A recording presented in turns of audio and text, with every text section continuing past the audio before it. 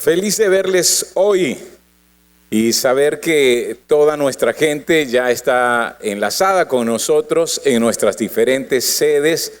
Así que mis saludos y pues en especial para aquellos que también se conectan a este tiempo a través de nuestro canal en la web. Así que a ustedes les damos la bienvenida. Gracias por estar aquí.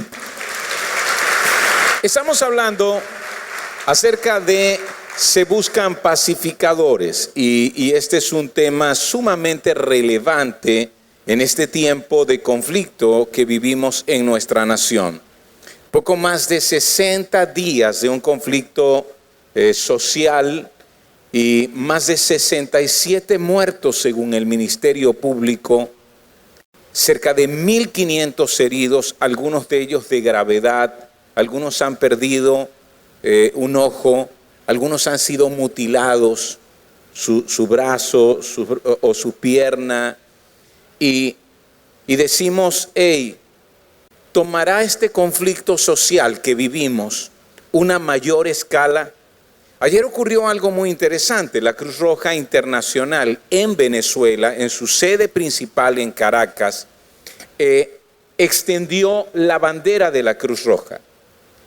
Y eso, según el protocolo internacional, solamente ocurre cuando el lugar se declara en un conflicto de gran magnitud, como por ejemplo en una situación de guerra.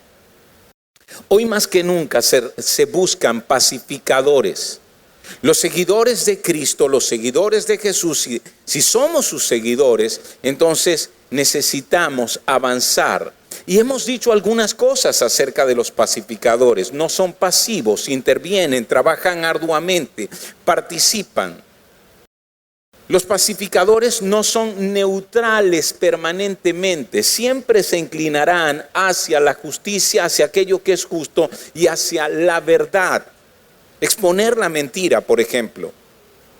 También decíamos, algunas personas están privadas para ser pacificadores por su condición interna. Algunos están demasiado resentidos, por lo tanto su pensamiento es solo actuar con violencia y en búsqueda de venganza. Otros están muy atemorizados y por eso están paralizados sin hacer nada al respecto.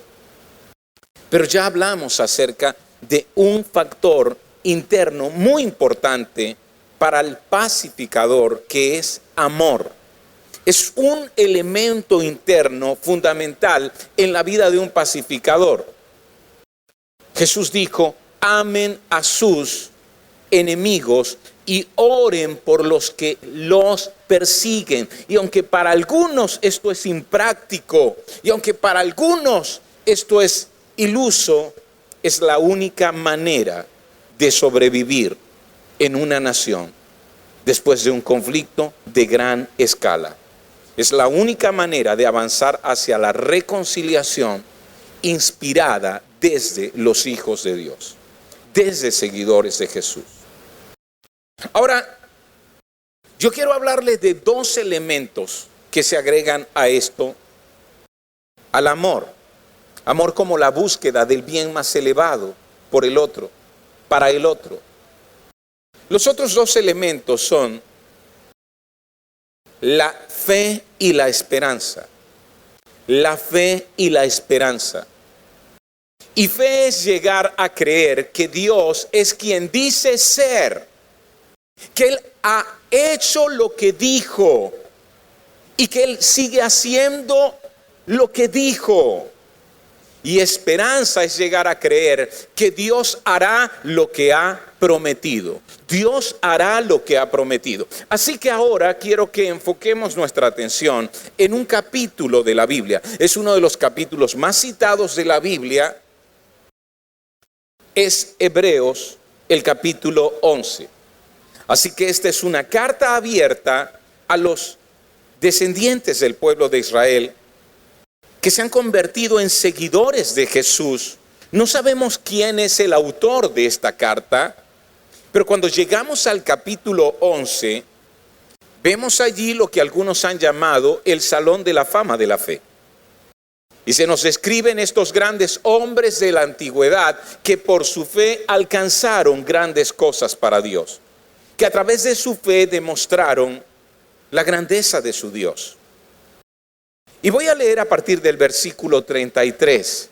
Dice: por la fe esas personas conquistaron reinos y gobernaron con justicia y recibieron lo que Dios les había prometido. ¿Me acompañas para leer esto que he resaltado? A ver, recibieron lo que Dios les había prometido. Quiero que resuene en todo el salón, por favor. A ver, ¿pueden leer conmigo?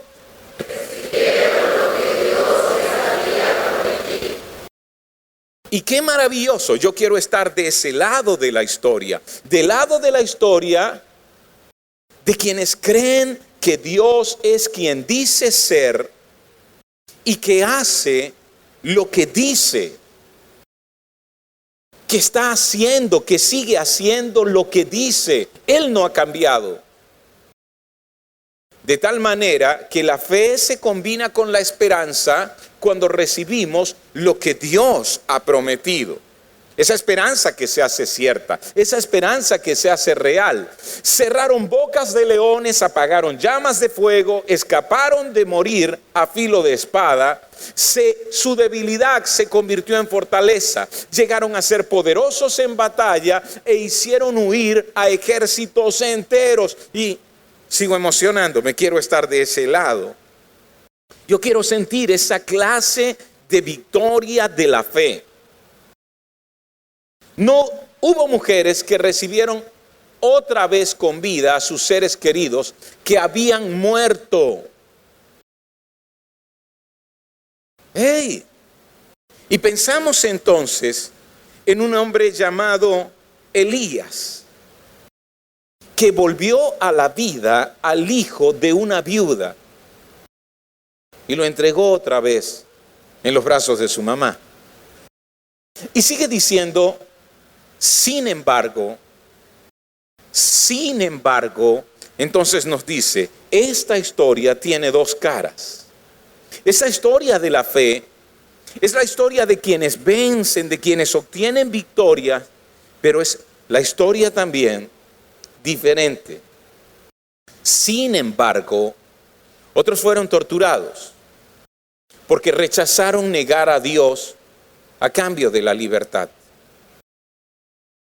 Ellos pusieron su esperanza en una vida mejor que viene después de la resurrección. Significa, murieron después de graves torturas.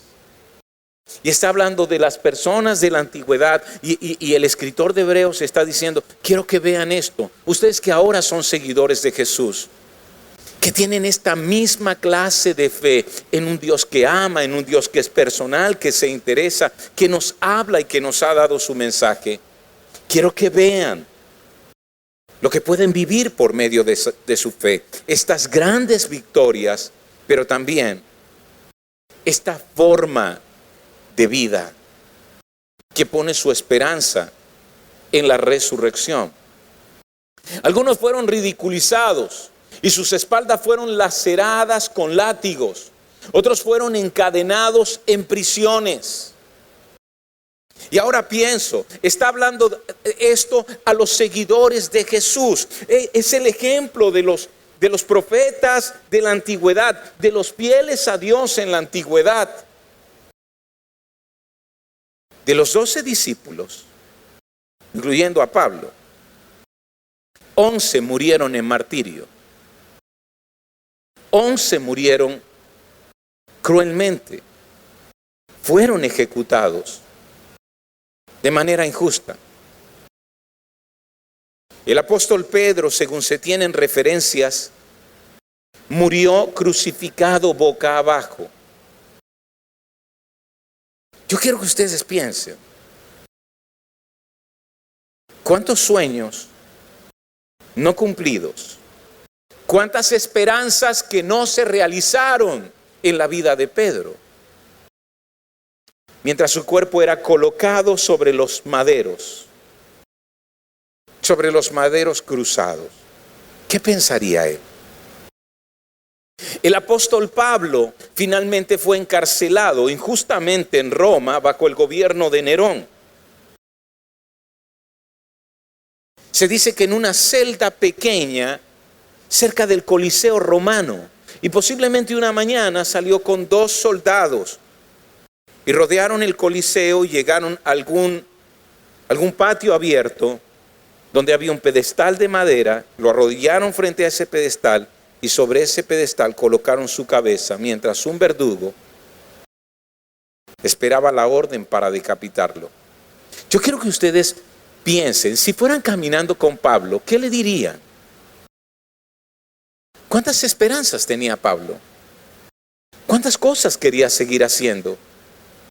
¿Cuánto esto de seguir llevando el mensaje, ver vidas transformadas? Otros fueron encadenados en prisiones. Algunos murieron apedreados.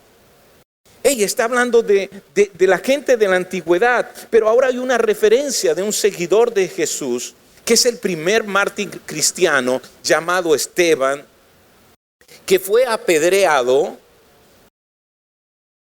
Y en ese momento, antes de que comenzaran a apedrearlo, estas fueron sus palabras: veo los cielos abiertos y al Hijo del Hombre sentado a la diestra de Dios. A otros los cortaron por la mitad con una sierra y a otros los mataron a espada. Cuando uno estudia la historia de los profetas antiguos y sus referencias fuera de la Biblia, hay un escrito antiguo de los judíos que dice que Isaías murió siendo aserrado. ¿Saben quién es Isaías? Es el profeta de la antigüedad que más habla, más profecías declara acerca del Mesías que un día vendría. Él fue el que dijo: porque un niño nos es nacido, hijo nos es dado, y será su nombre admirable consejero, Dios fuerte, Padre eterno, príncipe de paz. Él es el que dice: porque el castigo por nuestra paz, precio por nuestra paz, fue sobre él, y por su llaga hemos sido nosotros curados. Comenzaron a cerrarlo estando aún vivo. Si hablaras con Isaías, ¿qué le dirías? Si hablaras con Pablo, ¿qué le dirías? ¿Sabes lo que está diciendo el escritor de Hebreos? Que la esperanza de ellos era una esperanza eterna, que la esperanza de ellos tenía un nombre: resurrección. Y antes de que el Mesías apareciera, Jesús, Cristo, todos ellos miraban hacia adelante pensando: un día Dios enviará un libertador. Pero después de que Jesús vino, quienes han muerto de esta manera miran diciendo: ya Dios envió a nuestro libertador. Si Él resucitó, nosotros también resucitaremos. Algunos anduvieron vestidos con pieles de ovejas y cabras, desposeídos y oprimidos y maltratados. Y aquí volvemos a recordar a Elías. Él usaba este tipo de vestimenta, que luego se convirtió como en la señal de los profetas, una capa de pieles. Y recuerdo a Juan el Bautista, que fue decapitado por Herodes, solo por señalar su corrupción. Ese mundo no era digno de ellos. Vagaron por desiertos y montañas, se escondieron en cuevas y en hoyos de la tierra. Qué impactante eso. Este mundo no era digno de ellos. Debido a su fe, todas esas personas gozaron de una buena reputación. Es decir, su fe que los llevó a esta forma de sufrimiento también produjo en la gente admiración por ellos. Aunque ninguno recibió todo lo que Dios le había prometido. ¿Recuerdan lo que leímos y lo que pedí que leyeran en voz alta antes de ese sin embargo? ¿Qué pasó antes de ese sin embargo? Con aquellos que por la fe hicieron inclusive huir ejércitos y apagaron fuegos impetuosos, recibieron lo que Dios les había prometido. Pero ¿qué pasó después de ese sin embargo? Tenemos ejemplos de aquellos que ninguno recibió todo lo que Dios les había prometido. Y ese es mi punto hoy. Antes de firmar la planilla de pacificador, necesito que pienses si de verdad vas a firmarla. Hey, mis palabras son simbólicas.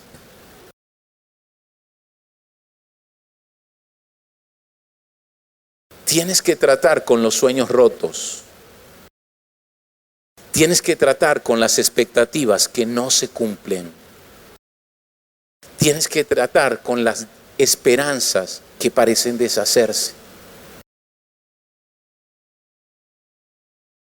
Con tu intervención, con tu acción, con tu esfuerzo, con tu trabajo a favor de la paz y sentir que nada cambia.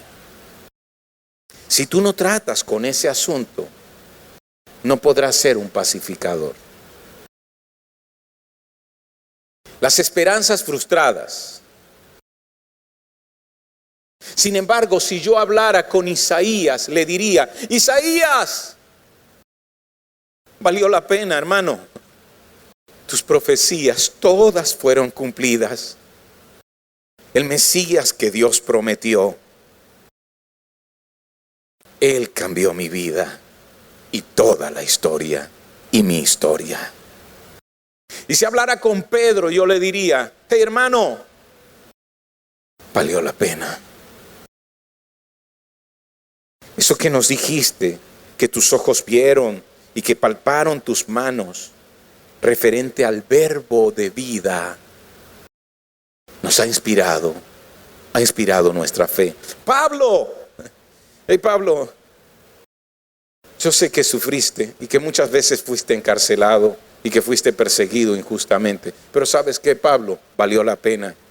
Mucho de lo que hacemos hoy como iglesia tiene que ver con tus instrucciones de parte de Dios.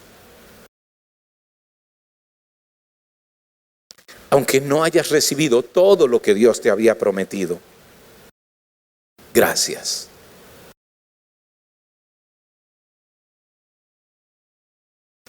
¿Quién no ha emprendido el camino para acabar dándose cuenta de que el viaje o la empresa que inició iba a acabar antes de verla realizada? ¿Y sabes que esa es la historia de muchos pacificadores?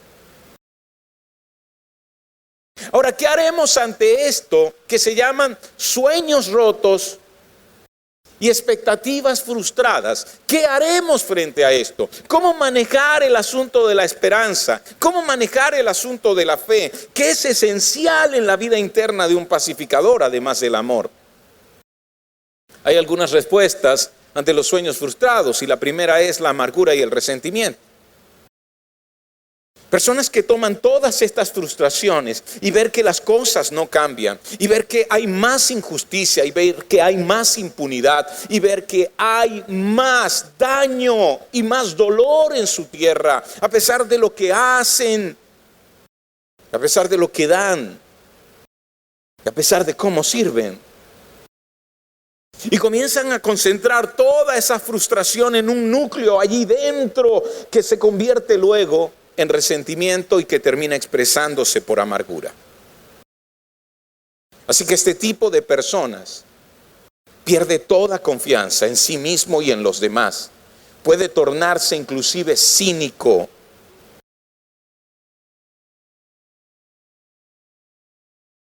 Puede estar amargado todo el tiempo y solo ver las cosas malas sin nada de fe. La segunda opción es apatía crónica. Sí, el apático está escapando de la realidad, prefiere no ver las cosas. Y la apatía es una combinación de depresión e inacción de frialdad y parálisis. Y muchos han terminado así.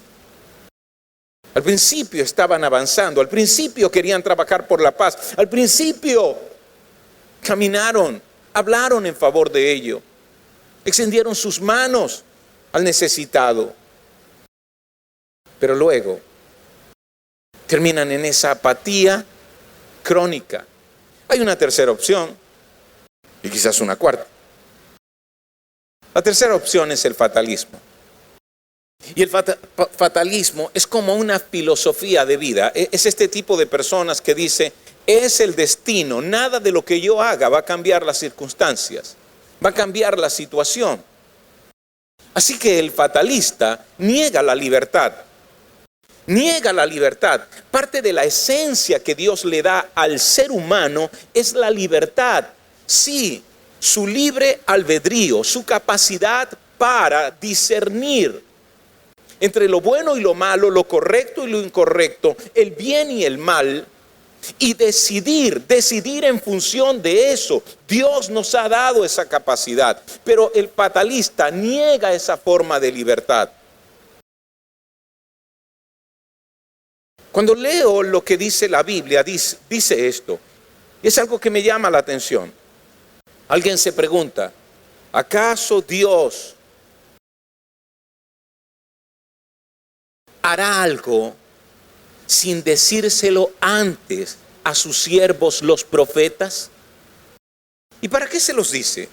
Para que lo anuncien. Una y otra vez vemos en las Escrituras, un profeta levanta su voz y habla acerca de la corrupción de una nación. Y les dice, cambien de actitud, arrepiéntanse, vamos, tomen un camino distinto. Y cuando esa nación se levanta y se duele de lo que ha hecho y reconoce que es incorrecto y actúan diferente para con Dios y para con sus semejantes, Dios entonces extiende su misericordia y su bendición.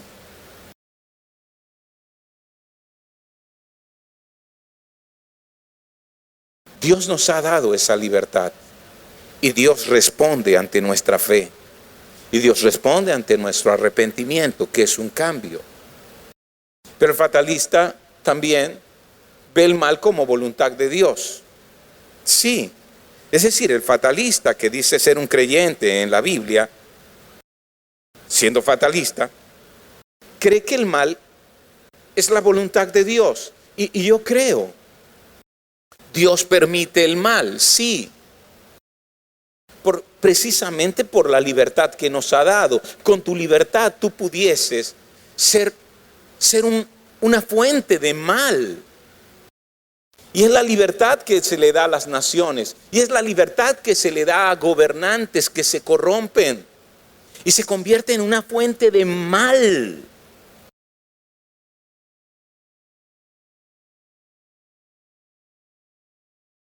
Pero Dios no ama el mal. Algunas preguntas. La esclavitud. Por ejemplo, en Norteamérica comenzó en 1620, alrededor de 1620, y por más de 240 años, las naciones africanas fueron despedazadas y familias desmembradas.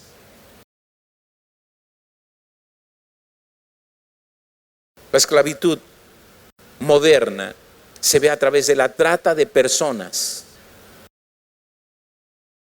que son prostituidas por dinero. Te hago esta pregunta. ¿Es la esclavitud voluntad de Dios? ¿Quiere esto Él para la gente? Según lo que ha declarado de sí mismo, la respuesta será un rotundo no.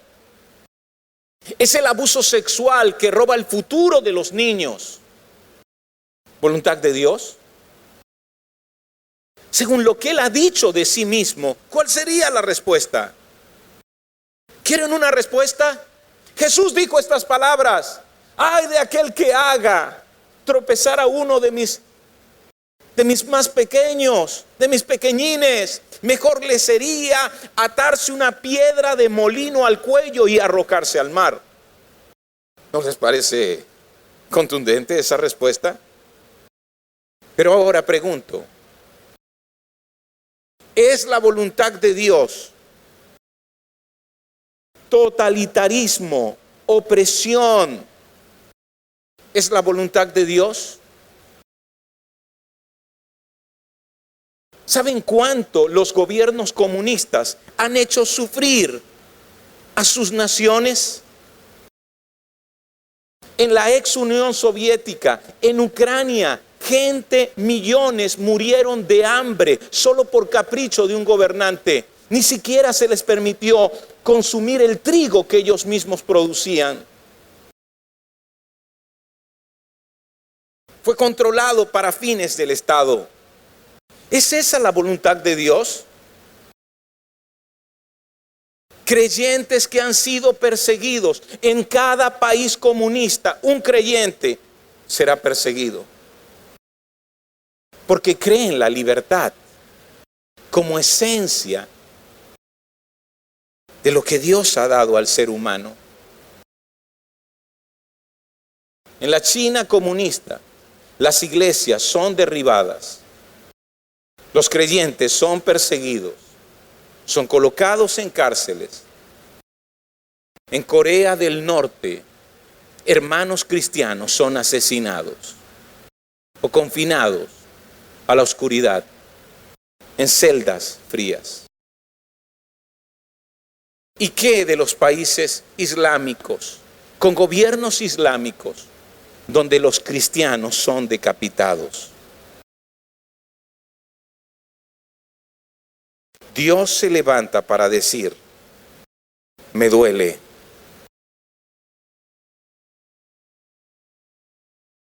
Así que tú pudieses, te pregunto, ¿cuál de estas alternativas lamentablemente ya tomaste?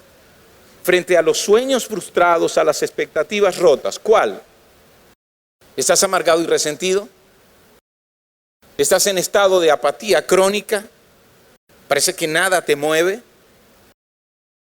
¿O has abrazado el fatalismo, creyendo es el destino? Nada de lo que yo haga cambiará nada. ¿Estás seguro? ¿Acaso Jesús no dice, ustedes son la sal de la tierra, ustedes son la luz del mundo? ¿Sabes lo que hace la sal? Preserva de corrupción. ¿Y sabes lo que hace la luz? Disipa la oscuridad. Sin embargo, tenemos una cuarta opción: aceptar una decepción limitada y aferrarnos a una esperanza infinita. Voy a aceptar que un sueño se rompe, voy a aceptar que una expectativa no se realiza, pero voy a mirar más allá porque mi esperanza se llama resurrección. Es la misma esperanza que tuvieron estos héroes de la fe. Mi esperanza de resurrección es infinita, es eterna. Y voy a entender, puede que sufra en este tiempo, pero Dios cumplirá su propósito. Esa esperanza de resurrección me dice, un día la verdad se levantará contra la mentira. Un día el amor se levantará sobre el odio. Un día la luz se levantará sobre las tinieblas. Un día Cristo se levantará sobre los reyes injustos de la tierra. Amén. Esta es mi esperanza. Y esa es la esperanza que debe movernos, aun cuando nos sintamos frustrados y decepcionados en algún momento. Solo así seguiremos adelante. Casi todo lo que nos sucede puede formar parte de los propósitos de Dios. Créeme, aun el dolor, el sufrimiento, las pérdidas. Cuando te levantas a favor de la verdad, cuando te levantas a favor de la justicia, en un tiempo de opresión, en un tiempo donde la justicia egoísta y donde la obsesión de poder se imponen, tendremos que sufrir.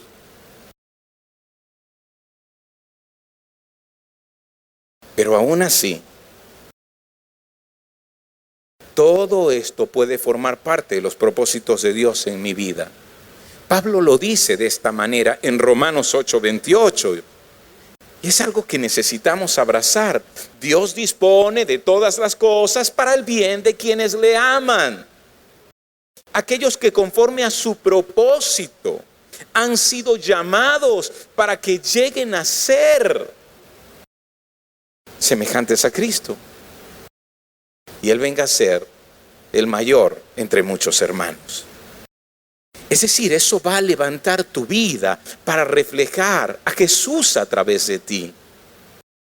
Y cuando sigues trabajando por la paz, un día alguien va a decir, ¿sabes qué? Cuando nadie hizo nada por mí, cuando nadie levantó su voz a mi favor, el hecho de que tú lo hicieras me hizo recordar que Dios aún se interesaba en mí. Me hizo saber que Dios me amaba. Y eso lo supe gracias a ti. Gracias a ti he visto a Jesús. A través de ti vi la obra de Jesús. ¿Debemos entonces resignarnos a la opresión? ¿Debemos resignarnos a la opresión? ¿Debemos estar resignados frente a la mentira? ¿Debemos estar resignados frente a la impunidad?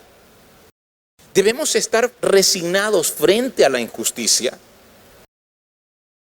¿Debemos estar resignados frente a la opresión? Esa es una buena pregunta, ¿no es cierto? Sí, porque somos cristianos y los cristianos no hacemos nada. ¿Seguro? ¿Es eso lo que nos muestran los primeros cristianos? Absolutamente no. Ellos se convirtieron en una amenaza para quienes detentaban el poder. Por su sentido de libertad, su sentido de justicia, su sentido de la verdad. Ellos habían aprendido que debían denunciar las obras de las tinieblas. Ellos aprendieron que debían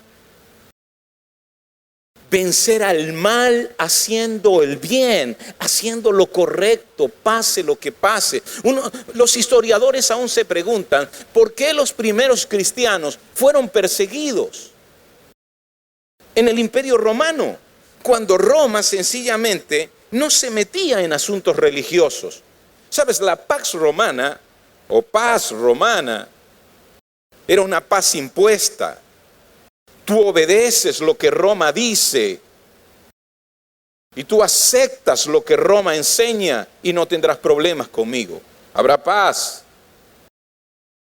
Esa es paz impuesta.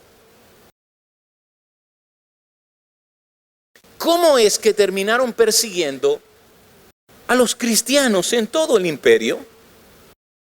Algunos historiadores piensan que lo que ocurrió fue esto. Teniendo Roma un ejército multinacional que era conformado por personas con diferentes orígenes nacionales, quisieron unificar el ejército. Y aunque toda la población podía tener su propia religión y sus propios dioses, en el ejército se impuso la adoración a Júpiter. Así que si eras soldado, debías tener entre tus dioses, porque eran politeístas, a Júpiter como un dios principal. Luego entonces levantaron al César, al emperador, como el dios, como el hijo de Júpiter.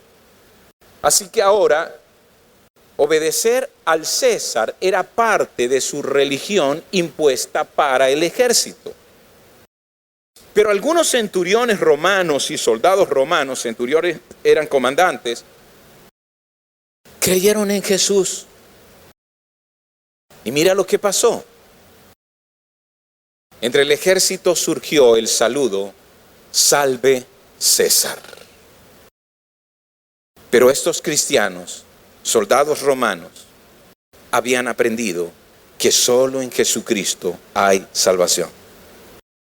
Y cuando un superior les saludaba, salve César, o guardaban silencio, o decían, solo Cristo salva. Y eso fue interpretado como insubordinación. Así que allí comenzó la persecución. Cuando Nerón quiso reconstruir a Roma, Nerón era un loco de poder. Literalmente un loco de poder. Él pensó, reconstruiré a Roma. Pero hay tantas cosas feas en esta ciudad, sobre todo en este sector. Mandó a sus secuaces a quemar Roma. Y mientras Roma se quemaba, él tocaba el arpa. Pero el incendio se escapó. ¿Sabes cómo es un incendio? Puede salirse de control. Y la parte bonita de Roma también fue incendiada. También fue abrasada por el fuego. El Senado entonces comenzó una investigación. Y Nerón, que tenía todo el poder, dijo, ya tenemos evidencias. Ya sabemos quién quemó Roma. Fueron los cristianos. Y la más fiera persecución contra los cristianos comenzó en ese tiempo. ¿Cómo es que años más tarde una cruz se levantó en el Coliseo como símbolo de la fe de la mayoría?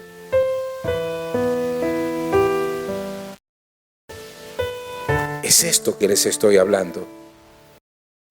Aunque sus sueños fueron rotos, aunque sus expectativas de algunos no fueron realizados, ellos siguieron haciendo lo correcto. ¿Saben lo que hacían los cristianos en Roma? Crearon redes para rescatar niñas, sobre todo niñas recién nacidas, que eran lanzadas al río. Porque en ese tiempo, si una mujer salía embarazada, llevaba a su bebé recién nacida al papá. Y si el papá miraba al bebé y le daba la espalda, significaba que el bebé debía morir. Y eso generalmente ocurría con niñas, como hoy ocurre en los países donde el aborto es legal. Así que la mamá llevaba a la bebé al río y la lanzaba. Pero siempre habrían cristianos cerca del río que salían inmediatamente, lanzaban estas redes especiales, rescataban a la niña y la entregaban a alguna madre cristiana que aceptaba darle vida. Eso cambió el corazón de la gente.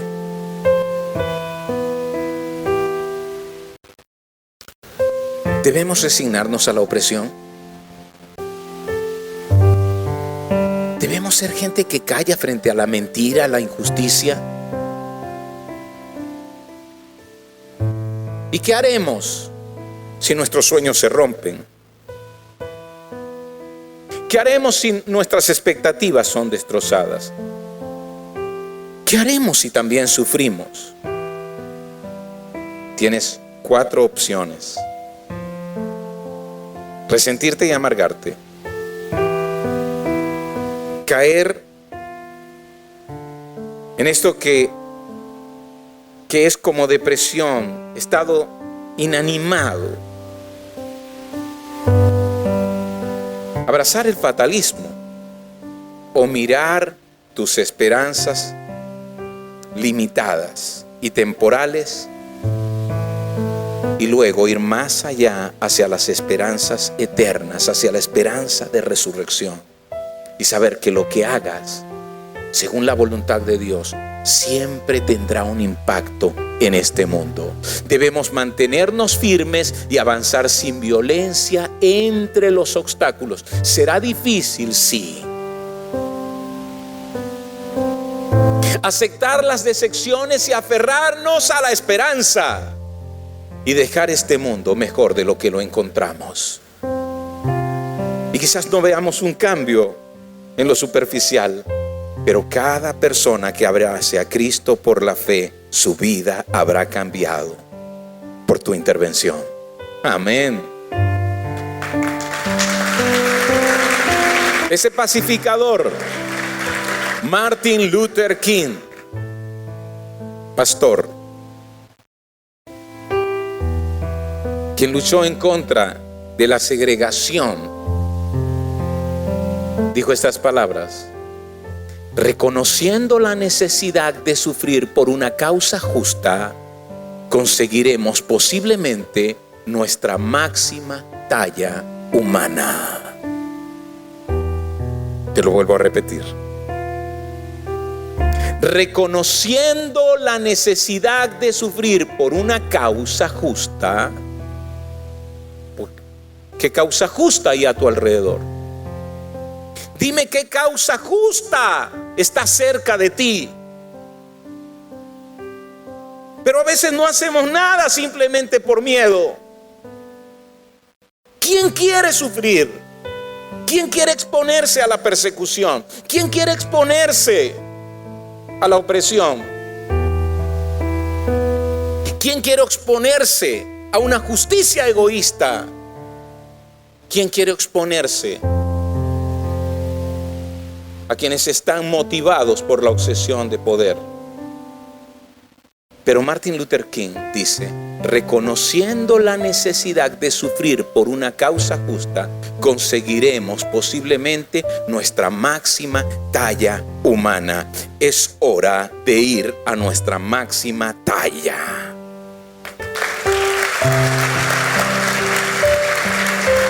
Así termina Hebreos 11. Pues Dios, después de que dice todo lo que dice el escritor, mira cómo cierra. Pues Dios tenía preparado algo mejor para nosotros, de modo que ellos no llegaran a la perfección sin nosotros. ¿Qué significa? ¿Dios tenía preparado algo mejor? Sí. Está hablando de aquellos fieles a Dios de la antigüedad, antes de que Cristo interviniera en nuestra historia. ¿Sabes? Ellos murieron creyendo que un día el Mesías vendría. Nosotros hoy tenemos algo mejor. Nosotros hoy sabemos que Él habitó entre nosotros. Nosotros sabemos que fue crucificado y que recibió lo que merecíamos por nuestras ofensas contra Dios y nuestros pecados. Nosotros hoy sabemos que Él resucitó y que su tumba está vacía. Nosotros hoy sabemos que si Él resucitó, nosotros también resucitaremos, pase lo que pase. Nosotros hoy tenemos algo mejor. Pero luego dice: de modo que ellos no llegaran a la perfección sin nosotros. Y ahora pienso en una imagen que se describe en la Biblia,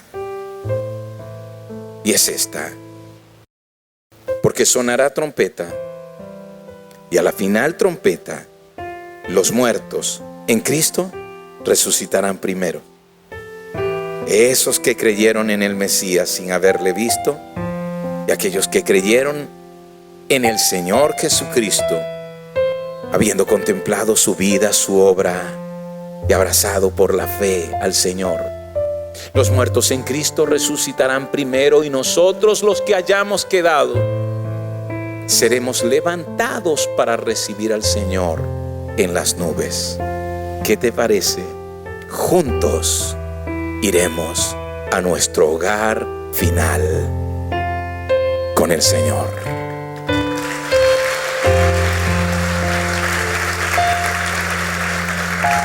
Se buscan pacificadores,